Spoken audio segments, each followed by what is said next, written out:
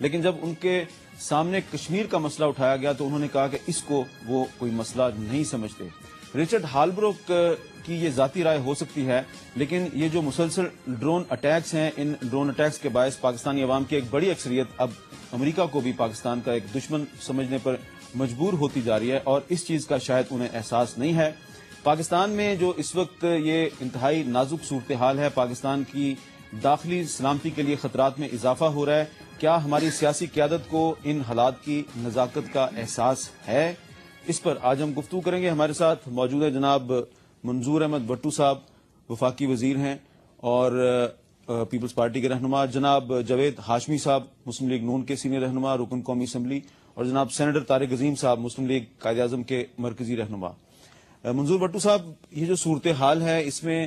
پاکستان میں کافی لوگوں میں عدم اطمینان پھیل رہا ہے، اور بجائے کہ صورتحال بہتر ہو، خراب سے خرابتر ہوتی جا رہی ہے۔ کیا آپ سمجھتے ہیں کہ اس صورتحال میں پاکستانی سیاسی جماعتوں کی جو قیادت ہے وہ کردار ادا کرتی ہوئی نظر آ رہی ہے جس کا کہ اس وقت ہم سب تقاضا کرتے ہیں؟ جی شکریہ حامد میر صاحب۔ اس کے میرے خیال میں دو پہلو ہیں۔ جی، ایک تو اس کا یہ پہلو ہے کہ جو اس وقت پاکستان کے اندر ٹیررسٹ ایکٹیویٹیز زور پکڑ رہی ہیں اور یہ خود کش حملے ہو رہے ہیں، اور جس کو اون کیا جا رہا ہے کچھ تنظیموں کی طرف سے، اور ان تنظیموں کا ہیڈ کوارٹر جو ہے وہ بھی پاکستان کے اندر ہے، اور جگہ جگہ پہ ایک ایسی انسرٹینٹی کی کیفیت جو ہے وہ ان واقعات کی وجہ سے اور خود کش حملوں کی وجہ سے ہو رہی ہے کہ جس میں ایک پاکستان کے اندر پاکستانیوں میں ایک ریزنٹمنٹ پیدا ہو رہی ہے کہ جو پہلے یہ سمجھتے تھے کہ یہ امریکہ کی اور طالبان کی جنگ ہے، اب لوگ ادروائز فیل کرنے لگے ہیں کہ یہ طالبان کی جو جنگ ہے یہ صرف امریکہ کے خلاف نہیں ہے، یہ تو پاکستان کے خلاف ہے، ہماری سلامتی کے خلاف ہے، اور انہوں نے ہمارا جینا حرام کر دیا ہے اور ہماری ملک کی سلامتی کو خطرے میں ڈال دیا ہے۔ تو ایک طرف تو یہ پوزیشن ہے کہ عوام میں ایک نئی سوچ جو ہے یہ پیدا ہو رہی ہے، اور وار اگینسٹ ٹیررزم جو ہے اس کو وہ امریکن وار نہیں سمجھ رہے، اب وہ سمجھ رہے ہیں کہ یہ پاکستان کا معاملہ ہے اور پاکستان کی یہ جنگ ہے، اور ہمیں اس میں کوئی دقیقہ فروگزاشت نہیں کرنا چاہیے اس میں کامیابی حاصل کرنے کے لیے۔ دوسری طرف پاکستان شروع دن سے یہ ڈرون حملے جو ہیں ان کے بارے میں پاکستان نے ہر سطح پہ اپنی ریزنٹمنٹ شو کیا ہے، احتجاج شو کیا ہے، اور امریکنز کے ساتھ اور برٹن کے ساتھ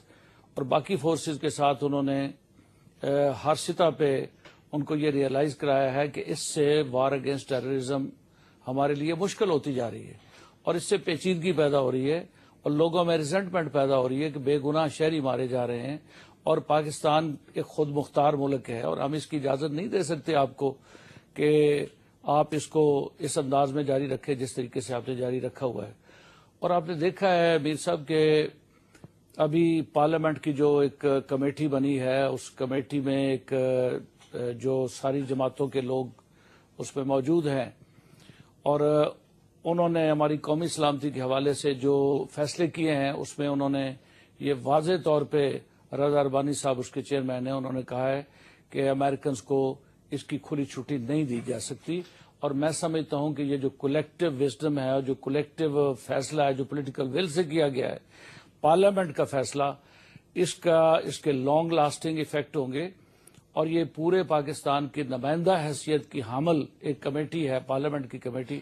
جس کے یہ فیصلے ہیں، اور ان فیصلوں کے آگے امریکنز کو سر تسلیم خام کرنا پڑے گا۔ جاوید ہاشمی صاحب، بٹو صاحب نے کہا کہ اب پاکستانی عوام میں ایک نئی سوچ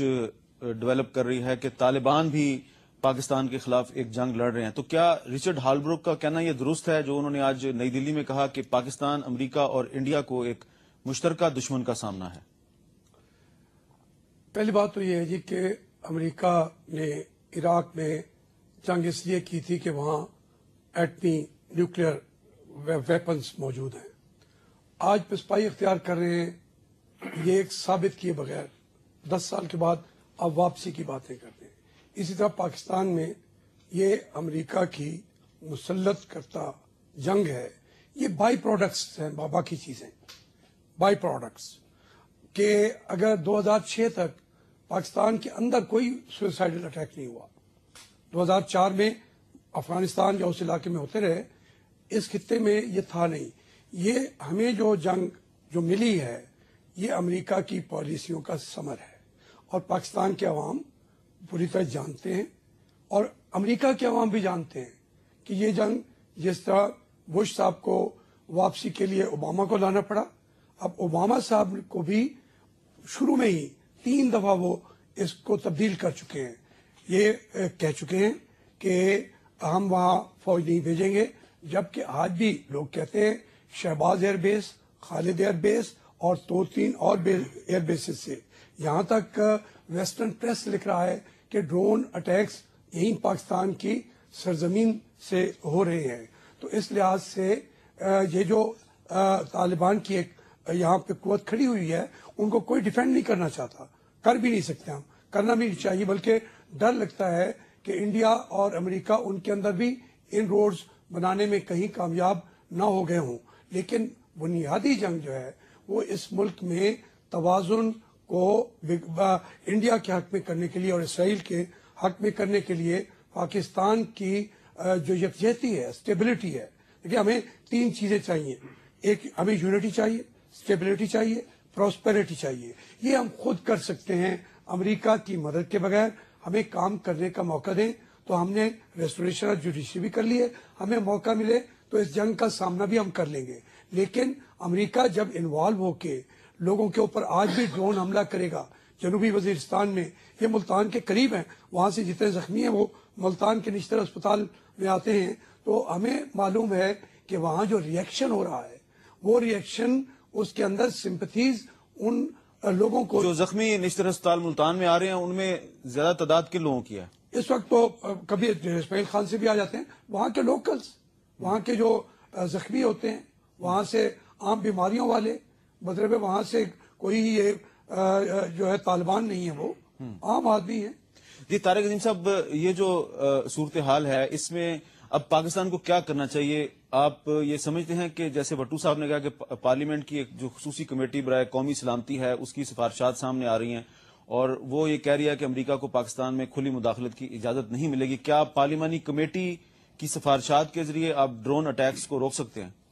देखिए, बड़ी अच्छी बात है कि अगर हमारी पार्लियामेंट्री कमेटी इतनी पावरफुल हो, या हमारी हुकूमत इतनी पावरफुल हो कि अमेरिका को बता सके कि हमारी पार्लियामेंट ये चाहती है। आप हमारे मुल्क में डेमोक्रेसी चाहते थे, आप चाहते थे कि पार्लियामेंट की बालादस्ती हो, तो ये सारी जमातों की एक कंबाइंड एक यूनानिमस रेजोल्यूशन है 14 पॉइंट्स का, तो इसको आप एक्सेप्ट करें। मेरा ख्याल इस वक्त हमारी हुकूमत इतनी कमजोर है कि वो इतनी बातें उनसे नहीं मनवाने की पोजीशन में। और सोचना यह है कि क्या अमेरिका की जो सोच है। 1 मिनट में आपकी बात काटूंगा। आपने कहा हुकूमत बड़ी कमजोर है। आसिफ जरदारी साहब ने द इंडिपेंडेंट लंदन को इंटरव्यू दिया है, उन्होंने कहा Pakistan democracy is growing stronger each day. जी, डेमोक्रेसी को आप बार बार डेमोक्रेसी का लफ्ज इस्तेमाल करके आप डेमोक्रेटिक नहीं हो जाते और ना ही डेमोक्रेसी को आप मजबूत कर लेते हैं। ये बदकिस्मती है हमारी कि हम पता नहीं किस वजह से हर तीसरे सेंटेंस में जमहूरियत का लफ्ज तो इस्तेमाल कर लेते हैं, लेकिन जमहूरियत का इस्तेमाल नहीं जानते, ना ही उसको अपनाया जाता है। अभी आप देखिए, ओबामा साहब की पॉलिसी आई है, हमने ओबामा साहब की पॉलिसी को एकदम हमने उसको खुशामदीद कहा, उसका खैर मकदम किया, लेकिन क्या ही अच्छा होता कि ओबामा की पॉलिसी की बजाय, अमेरिकन पॉलिसी की बजाय हम अपनी पाकिस्तानी पॉलिसी बनाते और उसको पार्लियामेंट में लेके जाते। अब कल सेशन आ रहा है, उम्मीद है कि कल उसको डिस्कस किया जाएगा और एक दफा डिस्कस करने के बाद अगर वही हमारी जो पार्टीज हैं जो सबने मिलके ये एक यूनानिमस रेजोल्यूशन लेके आए थे, अगर वो फिर वेलकम करते ओबामा पॉलिसी को तो फिर तो अच्छी बात थी, लेकिन हमने बगैर सोचे समझे उसको खैर मकदम कर दिया। चूंकि वजह ये थी कि खुद जरदारी साहब दुबई गए थे, वहां पे जब हॉलब्रुक साहब से मुलाकात हुई वहां पे, तो वहां पे इन्होंने एग्री कर लिया था और ये जो दौरा था ये महज एक रस्मी दौरा था और इसका सिर्फ खाली इसके कि आगे बताना था कि यहाँ पे वो आए हुए हैं। अदरवाइज तो जो पॉलिसी थी वो तो एक्सेप्ट कर ली गई थी दुबई में। अब एक और बात मैं कहता चलूं आपको कि इसमें बहुत बड़ा हमारा फेल्योर है हमारी डिप्लोमेटिक कोर का भी, बिलखसूस जो हमारे लोग न्यूयॉर्क वाशिंगटन में बैठे हुए हैं। आपको याद होगा कि पार्लियामेंट के फ्लोर पे پرائم منسٹر گیلانی صاحب نے کہا تھا کہ دیکھیں اوباما صاحب الیکٹ